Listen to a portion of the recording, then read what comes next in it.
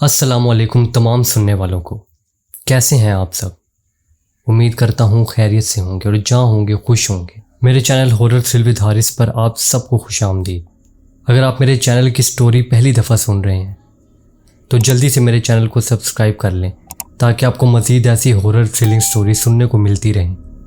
میرے چینل پر اور بھی کافی ساری سٹوریز اپلوڈ ہیں، پلیز ان کو بھی وزٹ کریں، آپ کو سن کر ضرور مزہ آئے گا۔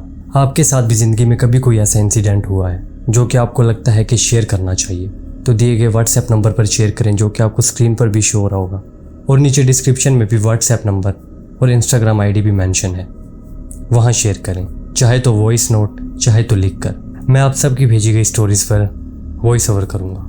اب جلدی سے اپنے ہیڈ فونز لگا لیجئے، کسی اندھیری خاموش جگہ پر بیٹھ جائیے اور لائٹس کو آف کر دیجئے تاکہ کہانی کا اچھے سے مزہ لے سکیں۔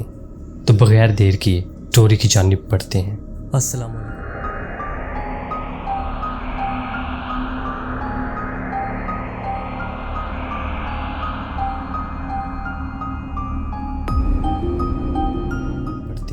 السلام علیکم حارث بھائی، میرا نام راہیل ہے۔ میں آپ کے ساتھ آج ایک ایسا واقعہ شیئر کرنے والا ہوں جو کہ مجھے لگتا ہے کہ اس سے پہلے ایسا کسی کے ساتھ بھی نہیں ہوا ہوگا، اور یہ میری لائف میں سچ میں ہو چکا ہے، اور آج تک میں اس واقعے کو اپنی زندگی سے نکال نہیں پایا۔ بے شک اس حادثے سے میری جان بچ گئی تھی، لیکن اس قصے نے کبھی بھی میرا پیچھا نہیں چھوڑا۔ آج میری عمر 30 سال ہے اور یہ تقریباً 5 سال پہلے کا واقعہ ہے۔ مجھے کالج لائف سے ہی کیمپنگ اور گھومنے پھرنے کا بہت زیادہ شوق تھا۔ بتاتا چلوں کہ میں لاہور کا رہنے والا ہوں، اور اپنے کالج لائف سے ہی میں نے ہائیکنگ اور جنگل وغیرہ میں کیمپنگ وغیرہ کرنا شروع کر دی تھی۔ شروع میں اپنے دوستوں کے ساتھ، کبھی چاچو ماموں لوگوں کے ساتھ جایا کرتا تھا۔ گھر میں ایک فضا بھی اسی قسم کی بنی ہوئی تھی کہ جب بھی کوئی چھٹیاں وغیرہ ہوا کرتی تھیں تو میں اپنے ماموں چاچو لوگوں کے ساتھ ایسی جگہوں پر جایا کرتا تھا۔ 2 3 دن ہم وہاں پر سٹے کیا کرتے تھے۔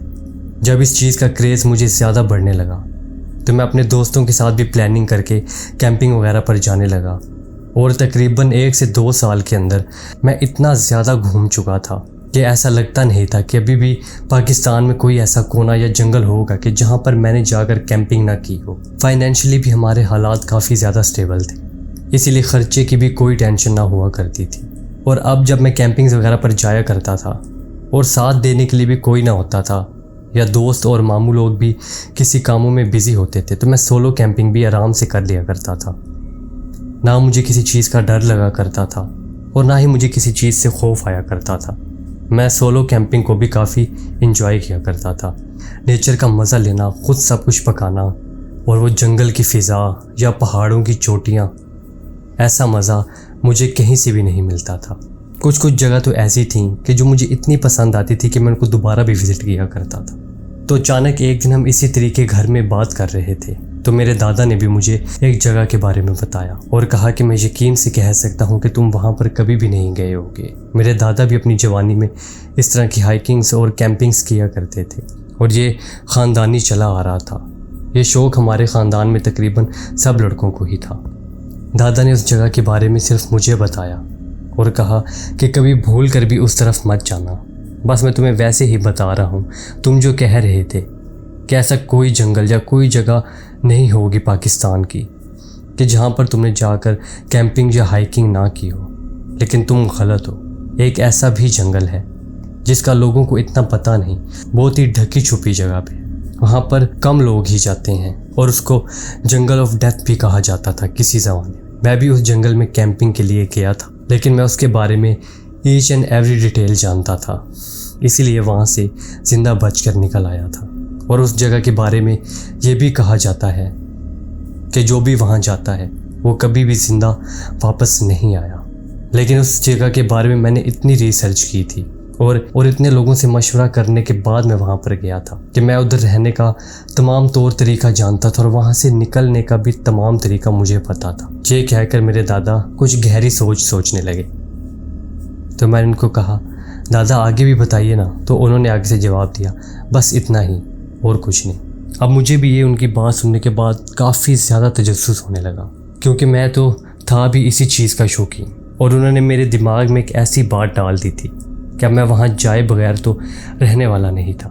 لیکن انہوں نے مجھے سختی سے منع کیا تھا کہ وہاں بالکل نہیں جانا، اور اسی دن میرے دادا نے مجھے ایک تعویذ بھی دے دیا تھا کہ جو مرضی ہو یہ تم نے اپنے بازو پر باندھ کر رکھنا ہے اور زندگی میں کبھی اس کو اپنے بازو سے الگ نہیں کرنا، یہ ہمیشہ تمہاری منفی اور غیر طاقتوں سے حفاظت کرتا رہے گا۔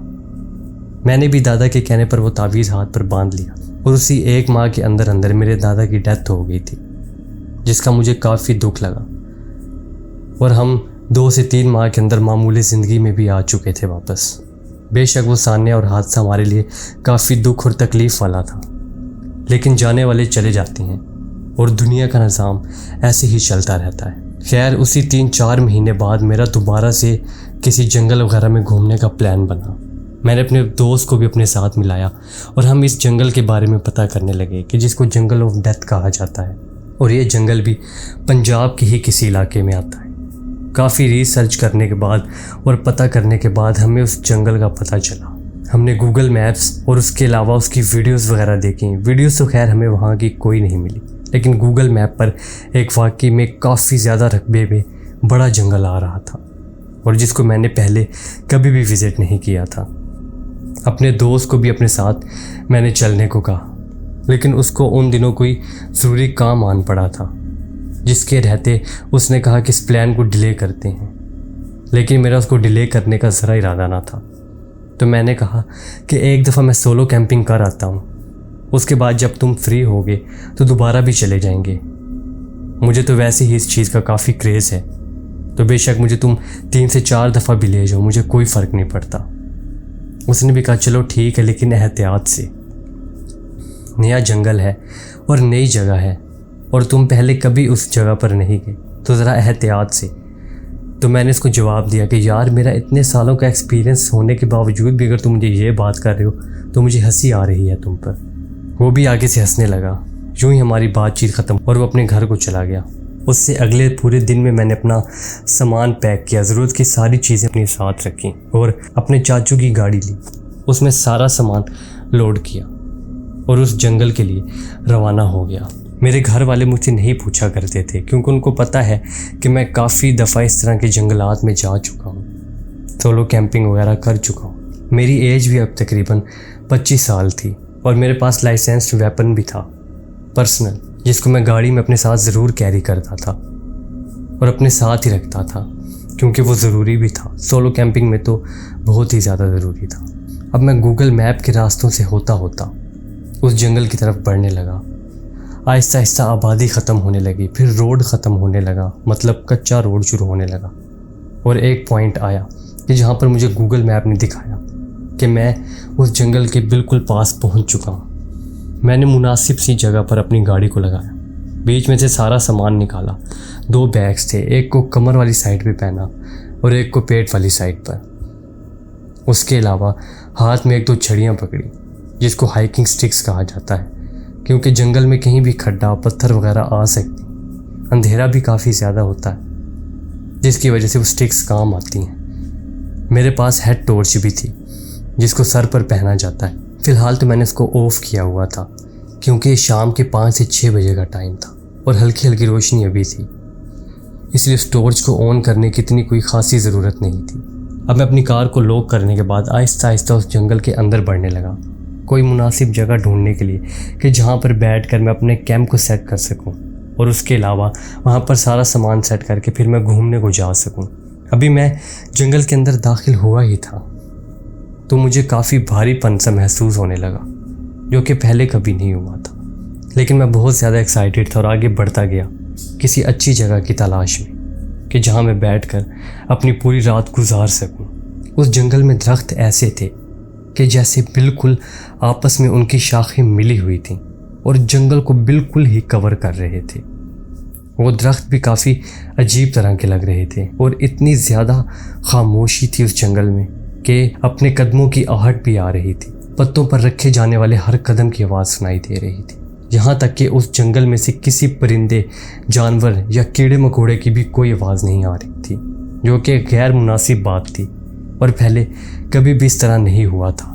یہ جنگل بہت زیادہ ساکن اور چپ تھا، اور اس کی فضا میں کافی بھاری پن تھا۔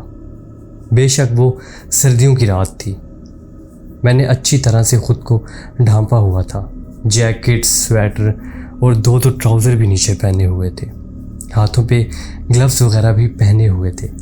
اس کے باوجود بھی مجھے ہوا میں کافی بھاری پن اور ٹھنڈ سی محسوس ہو رہی تھی۔ یہ غیر معمولی سی ٹھنڈ تھی جس کو میں الفاظ میں نہیں بیان کر سکتا کہ میں کیا کہنا چاہ رہا ہوں۔ البتہ میں جنگل کے کافی اندر جانے لگا کیونکہ مجھے کوئی ایسی جگہ مل ہی نہیں رہی تھی کہ جہاں پر بیٹھ کر کیمپ کو سیٹ کیا جائے۔ اب جیسے جیسے میں جنگل میں آگے بڑھ رہا تھا مجھے ایسا محسوس ہونے لگا تھا کہ جیسے کوئی میرے پیچھے یا ادھر ادھر سے سرگوشیاں کر رہا ہے اور آپس میں باتیں کر رہا ہے، لیکن ادھر ادھر دیکھنے میں پتہ چلتا تھا کہ وہاں تو کوئی پرندہ تک نہیں ہے، لیکن وہ آوازیں مسلسل آ رہی تھیں۔ میں نے اپنی ہیڈ ٹارچ بھی آن کی ہوئی تھی اور اس کی لائٹ کافی دور تک جاتی تھی اور اس کی روشنی میں دور دور تک کوئی انسان، کوئی جانور، پرندہ نظر ہی نہیں آ رہا تھا، لیکن یہ سرگوشیوں کی آوازیں آتی جا رہی تھیں جیسے ہلکی ہلکی آواز میں کوئی وسپرنگ کرتا ہے، بالکل ویسی۔ اب یہ آوازیں میرے بالکل قریب آنے لگی تھیں، مطلب پہلے جو کافی آہستہ آہستہ آ رہی تھیں اب ایسے لگ رہا تھا کہ وہ آوازیں میرے قریب آتی جا رہی ہیں چاروں طرف سے۔ حالانکہ میں ایک جگہ پر بالکل رک گیا تھا، اس کے باوجود بھی ایسا لگ رہا تھا کہ وہ آوازیں میرے قریب آ رہی ہیں۔ یہ میری لائف کا فرسٹ ایکسپیرینس تھا کہ میرے ساتھ کچھ ایسا ہو رہا تھا۔ یہ ایک ان ریئل بات تھی، اسی لیے اس کو تسلیم کرنے میں بھی مشکل ہو رہی تھی۔ نہ تو کوئی نظر آ رہا تھا اور وہ آوازوں کا آنا، میرا دماغ تو چکرا رہا تھا، لہٰذا میں نے ان آوازوں پر دھیان نہیں دیا اور بھاگنے لگا۔ مطلب پہلے جو میں ہلکے ہلکے قدم بڑھا رہا تھا اب میں نے تھوڑی سپیڈ پکڑی تاکہ جلدی سے کوئی ایسی جگہ ڈھونڈوں جہاں پر اپنا کیمپ سیٹ کر سکوں۔ راستے پہ جو درخت آتے جا رہے تھے ان پر میں سٹکرز لگاتا جا رہا تھا کہ جس سے مجھے واپس جانے کا راستہ یاد رہے۔ اب میں بھاگتا جا رہا تھا لیکن جگہ مجھے پھر بھی کوئی نہیں مل رہی تھی، بس پتوں پر میرے قدموں کی آواز آ رہی تھی، اس کے علاوہ وہ سرگوشیاں، بس اور کچھ نہیں۔ آسمان تک ان پتوں میں سے نظر نہیں آ رہا تھا، نہ ہی چاند کی روشنی۔ میں نے پاکستان کے کافی جنگل گھومے تھے اور دنیا کے بھی کافی جنگل دیکھ چکا تھا یوٹیوب وغیرہ پر، لیکن ایسا جنگل میں نے پہلے کبھی کہیں نہیں دیکھا تھا۔ اب میں بھی تھوڑا پریشان ہونے لگا تھا۔ بے شک میں کافی دلیر تھا اور ان چیزوں سے نہیں ڈرا کرتا تھا اور کافی سولو کیمپنگز کر چکا تھا، لیکن آج مجھے بھی خوف آنے لگا تھا۔ خیر چلتا چلتا میں ایک ایسے پوائنٹ پر آ کے رکا کہ میرے سامنے ایک پرانا سا گھر تھا۔ ایسا لگ رہا تھا کہ صدیوں پرانا گھر کسی نے بنا کر یوں ہی چھوڑ دیا ہے اس ویرانے میں، اور وہاں پر صدیوں سے کوئی آباد نہیں رہا، بس اس گھر کو بنایا گیا اور وہیں چھوڑ دیا گیا۔ دیواریں خستہ حال، ٹوٹی پھوٹی، دروازے ٹوٹے پھوٹے، کھڑکیوں کے شیشے نہیں، اور وہ لکڑی کا بنا ہوا گھر تھا اور کافی زیادہ بڑا گھر تھا۔ اور ایسی جگہ پر گھر کا ہونا کہ جہاں دور دور تک آبادی کے کوئی آثار تک نہیں تھے، وہاں پر گھر کیوں بنایا گیا تھا؟ خیر مجھے اس سے کوئی غرض نہیں تھی، میرے اندر کافی ایکسائٹمنٹ سی دوڑ پڑی اور سارا خوف غائب ہو گیا اور وہ آوازیں بھی آنا بند ہو گئیں۔ میں نے کہا کہ اس گھر کو اندر سے جا کے ایکسپلور کرتا ہوں، ہو سکتا ہے میں کوئی نئی ڈسکوری ہی کر لوں اور اس جگہ سے کچھ ایسی چیزیں ملے یا کوئی ایسے آثار قدیمہ ملے جو پہلے کسی نے نہ دیکھے ہوں، اور یہ ایک نئی ڈسکوری ہو جائے جس کی وجہ سے میں کافی فیمس بھی ہو جاؤں، کیونکہ مجھے ایسا ہی لگ رہا تھا کہ وہ گھر کافی صدیوں پرانا ہے اور اس کو کسی نے وزٹ نہیں کیا ہوگا، تو اس میں سے ایسی چیزوں کا ملنا کافی ممکن تھا جو کہ نایاب یا پھر بہت زیادہ پرانے زمانے کی ہوں۔ میں نے اپنے ہیڈ کی ٹارچ کو آن رہنے دیا اور گھر کے اندر بڑھنے لگا۔ جیسے ہی میں اس گھر کے اندر گیا تو وہ کافی زیادہ بڑا گھر تھا، ہال تھے اور کافی سارے کمرے اس کے ساتھ کنیکٹ ہو رہے تھے۔ فلیش کی لائٹ میں نظر آ رہا تھا کہ گھر کی حالت بہت زیادہ خستہ ہے اور رہنے کے تو بالکل بھی قابل نہیں ہے۔ پھر ایک چیز میں نے نوٹ کی کہ مجھے دیواروں پہ مجھے ایسے لگ رہا تھا کہ فنگس لگی ہوئی ہے، لیکن جب میں نے پاس جا کے دیکھا تو وہ گاڑھا خون تھا۔ جی ہاں، بالکل گاڑھا لال خون تھا، اور جیسے صدیوں سے اس دیواروں پر لگا ہوا تھا، جس کی وجہ سے وہ اس کے اوپر چپک سا گیا تھا اور اس میں سے کافی زیادہ اسمیل آ رہی تھی۔ ایک اور بات میں آپ کو بتانا بھول گیا، جب میں گھر کے باہر تھا تو جو مجھے ہوا میں بھاری پن محسوس ہو رہا تھا، گھر آنے کے بعد اس میں 100 گنا اضافہ ہو چکا تھا۔ جیسے ہی میں نے اس گھر کے اندر انٹر کیا تھا وہ بھاری فضا جیسے 100 گنا اور بھاری ہو گئی۔ اس کے علاوہ اس گھر کے اندر مجھے باہر کی نسبت زیادہ ٹھنڈ فیل ہونے لگی تھی اور ایک عجیب قسم کی بدبو بھی آنے لگی تھی پورے گھر میں سے۔ اور جیسے ہی میں نے وہ دیواروں پر خون دیکھا تو میرے ہوش اڑ گئے۔ میں ایک کمرے کے اندر گیا تو میری وہاں پر لگی ہوئی ایک تصویر پر نظر پڑی تو تصویر میں ایک چھوٹا سا بچہ تھا، تقریباً 8-9 سال کا، اور وہ مجھے ایسے گھور رہا تھا کہ جیسے کوئی تصویر نہ ہو بلکہ کسی انسان کو اس کے اندر قید کر دیا گیا ہو اور وہ مجھے کچھ کہنا چاہ رہا ہو۔ یہ سب کچھ دیکھنے کے بعد میرا حلق تک خشک ہو چکا تھا اور میرے سانس میں سانس تک نہ آ رہے تھے۔ میرا دل کافی زور زور سے دھڑکنے لگا تھا۔ بے شک وہاں پر کوئی ایسی چیز تو نہیں تھی کہ جس سے مجھے اپنی جان بچانی تھی، لیکن پتہ نہیں پھر بھی مجھے کیوں ایسا لگ رہا تھا کہ میری جان کو کافی خطرہ ہے اور یہاں کوئی ایسی چیز ہے جو مجھے مار دینا چاہتی ہے۔ اور میرے چہرے کا رنگ بالکل زرد پڑ چکا تھا۔ میں جلدی سے دروازے کی طرف بڑھا جو کہ اس گھر کا مین دروازہ تھا، ٹوٹا پھوٹا سا، لیکن وہ اچانک سے دروازہ اتنی زور سے بند ہوا کہ اس گھر کے شیلف پہ جو ٹوٹے پھوٹے برتن پڑے ہوئے تھے وہ دوبارہ سے نیچے فرش پر آن گرے، کیونکہ وہ لکڑی کا گھر تھا اور اتنے زور سے دروازہ بند کیا گیا تھا کہ پوری لکڑی میں وائبریشن ہوئی تھی، جس کی وجہ سے وہ برتن نیچے آن گرے۔ اس دروازہ بند ہونے کی آواز کی وجہ سے مانو ایسے لگا تھا کہ میرا دل ہی بند ہو جائے گا، اور میں ایک دفعہ کو وہیں رک گیا۔ میری آنکھیں، ہاتھ، سب کچھ ٹھنڈے پڑ گئے اور میں بالکل ساکن کھڑا رہا۔ اب میں کافی زیادہ ڈرنے لگا تھا اور آج مجھے پہلی دفعہ ڈر کا احساس ہوا تھا، وہ بھی کسی ایسی مخلوق سے جو کہ میرے سامنے تھی ہی نہیں۔ اب جیسے ہی میں دروازے سے پیچھے کی طرف دیکھنے لگا، مطلب گھر کے اندر کی جانب دیکھنے لگا، تو مجھے ایک کافی خوفناک سا چہرہ دکھائی دیا۔ میں نے اپنی آنکھوں کو مل کے دوبارہ کھولا تو وہاں پر کوئی بھی نہیں تھا، لیکن پھر اچانک سے ایک عجیب و غریب اور ڈراؤنی قسم کی مخلوق میرے سامنے واضح ہو گئی، اپنے پورے وجود کے ساتھ میرے سامنے کھڑی ہوئی تھی۔ ایسی خوفناک دل دہلا دینے والی کوئی چیز میں نے آج تک موویز وغیرہ تک میں نہ دیکھی تھی۔ چہرہ گل سڑ چکا تھا اور بالکل عجیب الجھے ہوئے بال تھے، قد و قامت کافی لمبی اور اس کی جسامت تھی بھی کافی موٹی، پھٹے ہوئے کپڑے اس کے پورے جسم پر تھے۔ یہ دیکھنے کے بعد میری سانس رکنے لگی، لیکن میں نے خود کو کنٹرول کرتے ہوئے آیت الکرسی پڑھنا شروع کی۔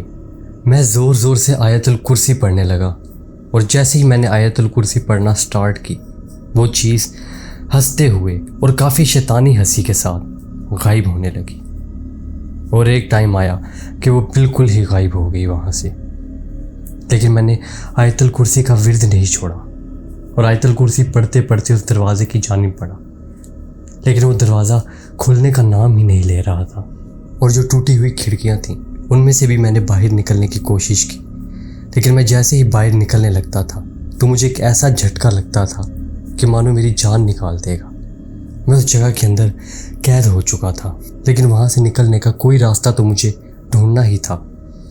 تو جس کمرے میں بچے کی تصویر لگی ہوئی تھی میں اس کمرے میں گیا اور ادھر ادھر دیکھنے لگا تو مجھے نظر آیا کہ اسی بچے کی تصویر کے نیچے ایک میز پڑا ہوا تھا جس پر ایک کافی پرانی اور بہت سیدھا سی ڈائری رکھی ہوئی تھی۔ میں نے اس ڈائری کو اٹھایا اور اس کا پہلا پیج کھولا تو اس ڈائری پر لکھا ہوا تھا کہ میں اس جگہ پر 3 دن سے قید ہوں اور یہاں سے نکلنے کا کوئی راستہ نہیں مل رہا، اور میں ادھر قید ہو چکا ہوں۔ یہ جنگل بہت زیادہ پراسرار ہے اور یہاں پر کسی ایسی چیز کا راج ہے جس کو میں تھوڑی ہی دیر پہلے اپنی آنکھوں کے سامنے دیکھ چکا ہوں۔ اس جنگل میں آنا اور اس کے بعد اس گھر کے اندر آنا میری سب سے بڑی بے وقوفی تھی۔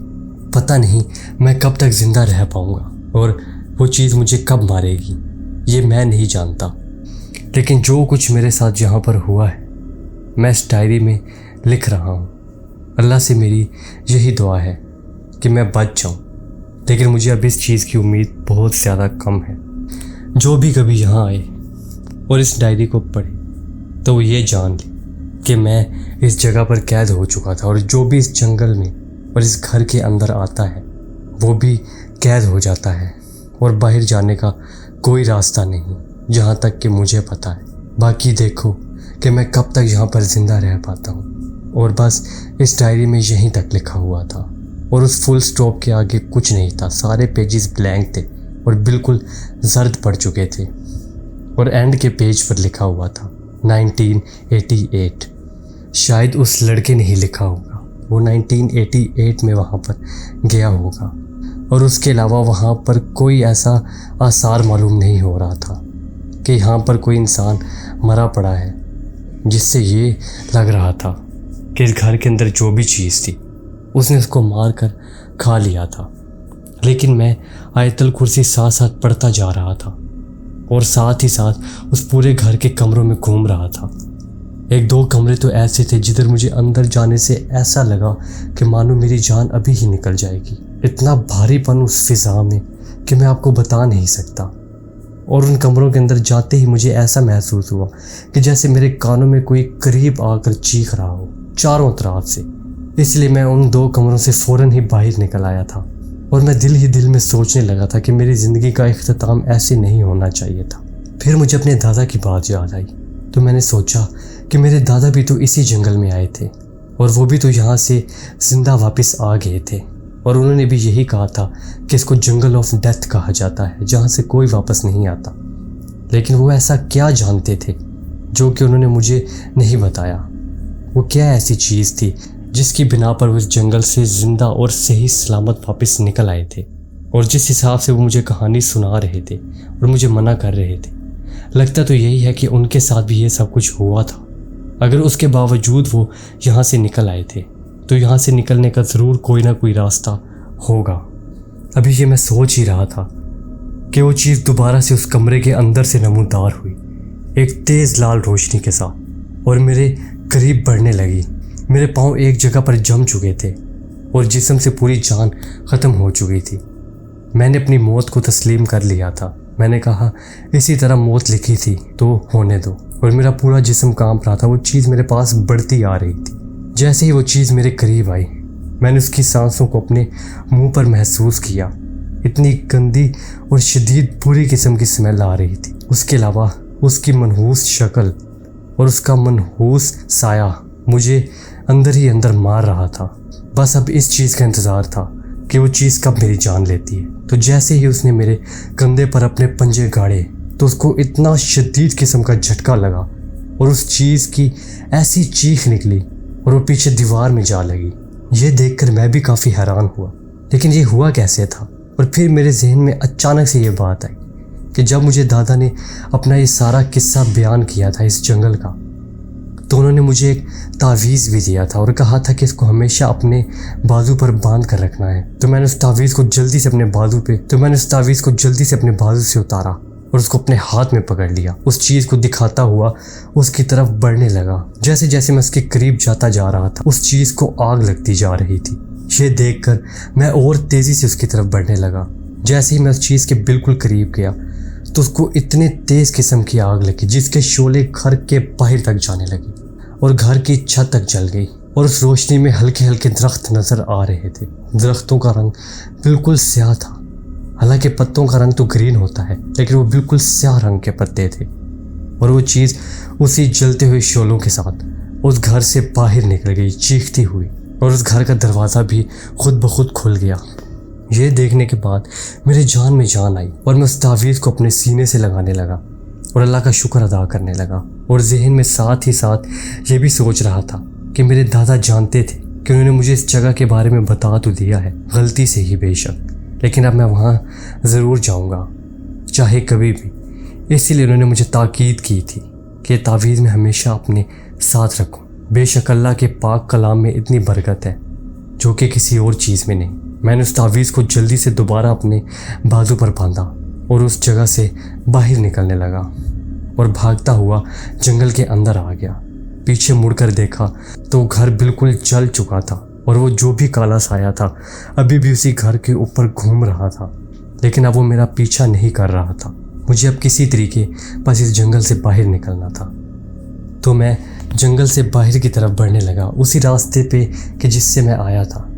میں نے تمام درختوں پر نشانیاں لگائی ہوئی تھیں کہ جس سے مجھے باہر جانے کا راستہ یاد رہے۔